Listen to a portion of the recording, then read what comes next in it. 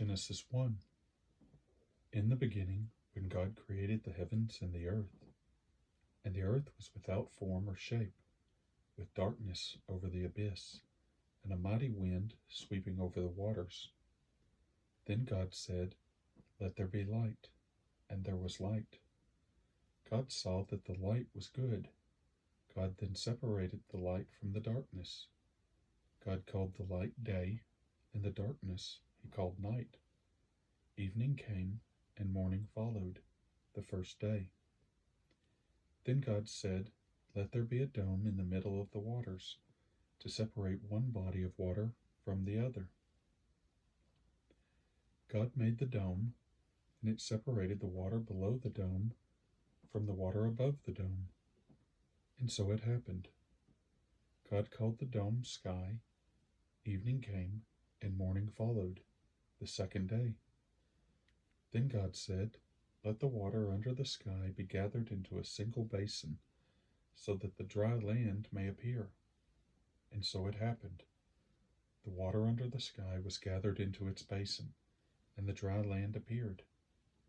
God called the dry land earth, and the basin of water he called sea. God saw that it was good. Then God said, "Let the earth bring forth vegetation, every kind of plant that bears seed, and every kind of fruit tree on earth that bears fruit with its seed in it." And so it happened. The earth brought forth vegetation, every kind of plant that bears seed, and every kind of fruit tree that bears fruit with its seed in it. God saw that it was good. Evening came, and morning followed, the third day.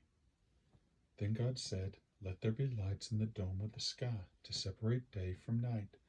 Let them mark the seasons, the days, and the years, and serve as lights in the dome of the sky to illuminate the earth." And so it happened. God made the two great lights, the greater one to govern the day, and the lesser one to govern the night, and the stars. God set them in the dome of the sky to illuminate the earth, to govern the day and the night, and to separate the light from the darkness. God saw that it was good. Evening came, and morning followed, the fourth day. Then God said, "Let the water teem with an abundance of living creatures, and on the earth let birds fly beneath the dome of the sky." God created the great sea monsters, and all kinds of crawling living creatures with which the water teems, and all kinds of winged birds. God saw that it was good. And God blessed them, saying, "Be fertile, multiply, and fill the water of the seas, and let the birds multiply on the earth." Evening came, and morning followed, the fifth day. Then God said, "Let the earth bring forth every kind of living creature, tame animals, crawling things, and every kind of wild animal." And so it happened.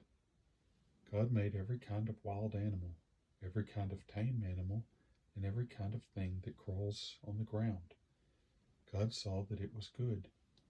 Then God said, "Let us make human beings in our image, after our likeness.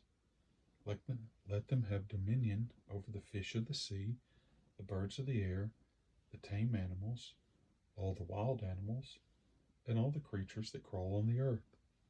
God created mankind in his image. In the image of God he created them.